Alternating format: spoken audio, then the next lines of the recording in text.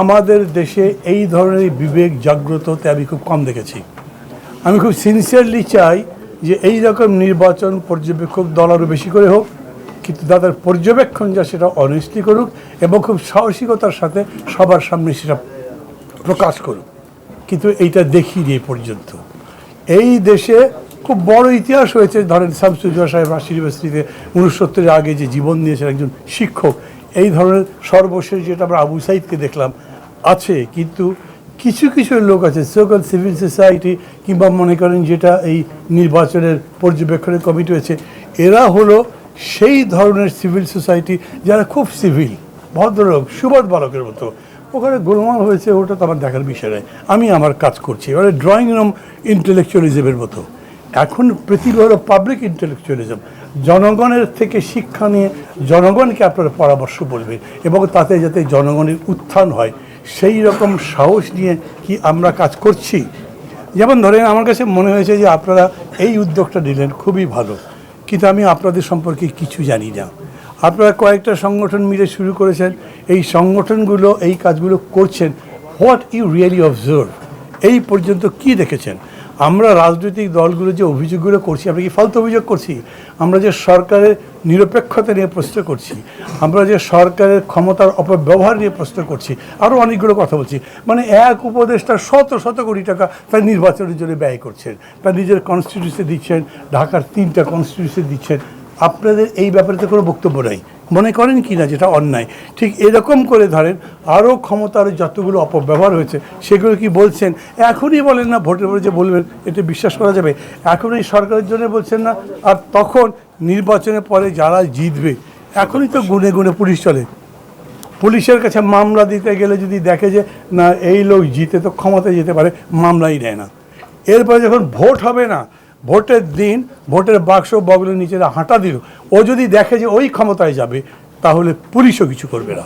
Police সম্পর্কে আমি critical এই কারণে, আমি দেখছি যে গভর্নমেন্ট এই পুলিশকে স্ট্রেটেন করার জন্যে, এইটাকে তার দায়িত্ব যথাযথভাবে পালন করবার জন্যে যা করা উচিত ছিল কিচ্ছু করেনি।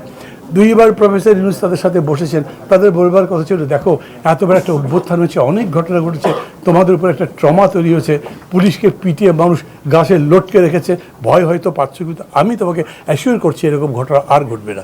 কিন্তু যারা মানবতা বিরোধী অপরাধ করেছো তাদের তো বিচার হবে, সাজা হবে, তোমরা দেশ গড়ার কাজে আসো। আমি এই রকম অ্যাপিল দেখিনি। আমি পুলিশের পক্ষ থেকে সর্বশেষ বাহার সাহেব মানে আইজি, উনি কিছু কথা বলেছেন, কিন্তু সেটাও হলো কেবল তাদেরকে ইন্ডিপেন্ডেন্স দেওয়া হোক এইটুকু বলেছেন। কিছু বলেছেন নাকি কেউ? ইন্ডিপেন্ডেন্স দাও, কিন্তু সেইটা তাদেরকে ইন্ডিপেন্ডেন্স দেওয়ারই ব্যাপারটা, তাদেরও তো দায়িত্বের ব্যাপার আছে। পুলিশ হলো সবচাইতে ভাইটাল ইনস্ট্রুমেন্ট বা ইন্টারনাল অ্যাডমিনিস্ট্রেশনের জন্য এবং নির্বাচনের জন্য, সেটা করা দরকার। কীরকম হয়েছে জানেন, এইবার কিন্তু মানুষের এক্সপেকটেশন অনেক হয়, বাট পলিটিক্যাল পার্টিগুলোর বিহেভিয়ার তার সাথে যাচ্ছে না। That is the reality. এখানে মোবারক ভাই আছেন, একসাথে জেলে ছিলাম অনেক দিন, সুখে দুঃখে অনেক দিন ছিলাম। তারপরে আমি বলি হঠাৎ করে আগে দেখলাম কীরকম বিএনপি জামাত এক হয়ে গেছে, এখন আবার সেপারেট হয়ে গেছে। তখন একই হয়েছিল কেন আর এখন আলাদা হলো কেন তা জানি না। এবং পরস্পরের সাথে এক ধরনের পরিস্থিতিতে হচ্ছে দিন দিন মনে হচ্ছে যেন ঘনীভূত হচ্ছে, ক্রাইসিস ওই জায়গায়। মাহমুদুর রহমান মান্না, স্বপন আর রাশেদের মধ্যে ঝগড়াঝাটি লেগে যাবে এরকম কিন্তু সম্ভাবনা নাই। ওটা হলে খুব বড় কিছু হবে সেটাও না। You make responsible the big political party, যে তোমরা রিয়েলি কী করছো। সাকসেস অফ দিস ইলেকশন যেটা মানুষের কাছে গ্রহণযোগ্য হবে সেটা নির্ভর করে মূলত বড় রাজনৈতিক দলের উপরে। তার সামনে আমি তো দেখছি এই গভর্নমেন্ট সবাই, ইলেকশন কমিশন তো আবার এই গভর্নমেন্টের কাছে অনেকটা সারেন্ডার করার টাইপের অবশ্য কারণ একটা আছে। যেমন আমিও প্রফেসর ইউনূসকে এত বেশি সম্মান করি, খুব পেটের মধ্যে আসে তখন ক্রিটিসাইজ করি, নাহলে করতে চাই। হি ওয়াজ মাই টিচার। যিনি সিইসি উনিও তার ছাত্র ছিলেন আমার 2 বছর 3 বছর পরে, উনিও সম্মান করেই করেন। কিন্তু যখন আপনি পলিটিক্যাল রেসপন্সিবিলিটি পান তখন ইট শুড বি ইকুয়াল, সমানের ভিত্তিতে সত্য মনে করবেন তাই করবেন। আমি এরকম মনে করছি যা যা চলছে, বাকি যে সমস্ত ফ্যাক্টগুলো বলেছেন সমস্ত কিছু সত্যি। মামলা দিচ্ছে, দেখছে, মনে করছে যে এই ক্যান্ডিডেট ও তার প্রতিদ্বন্দ্বী হতে পারে, তার নামে যদি মামলা দিতে নাও পারে, তার সবচেয়ে ঘনিষ্ঠ যে লোক যে তার জন্য ওয়ার্ক করতে পারে তার নামে মামলা দিচ্ছে, পুলিশ মামলা দিচ্ছে। এই দিকে যদি দেয় পুলিশ কিছু করছে না, তাহলে পুলিশরা যখন যেতে থাকবে তখন কি হবে? সমস্ত জায়গাতে যে পোস্টিং হয়েছে দেখেন, ডিসি এসপি তো খুবই ভাইটাল না, কিন্তু এসব সম্পর্কে আপনাদের কি বক্তব্য আছে? থানার একটা ওসি যদি ঠিক মতো দিতে পারি তো ভোট তো অর্ধেক জিতে যাব। কী করতে পারবেন আপনারা? যতই বড় বড় সভা করেন আর যাই করেন না কেন, যতই অনলাইন প্রচার করতে থাকেন, যদি মানুষের মধ্যে জাগরণ হয় তাহলে একটা জিততে পারবেন।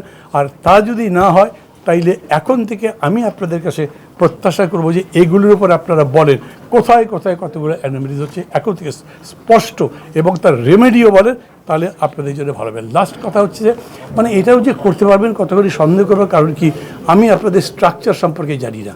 আমাদের পলিটিক্যাল পার্টিগুলোতে কী হয় সবাই নিশ্চয়ই বোঝেন, আমরা একটা প্রসেসের মধ্যে দিয়ে বড়তে থাকি।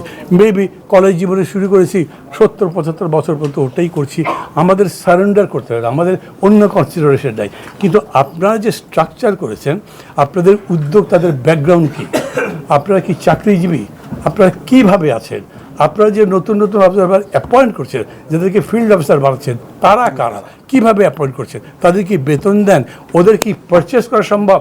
আপনি বেতন দেন যাই অ্যামাউন্টই দেন না কেন, আই এ ক্যান্ডিডেট, আপনাদের এরকম 10টা অবজারভার কিনে ফেলবো, আটকাতে পারবেন কোনোভাবে? এগুলো খুব ইথিক্যাল কোয়েশ্চেন, আমি দায়ী করার জন্য বলছি না।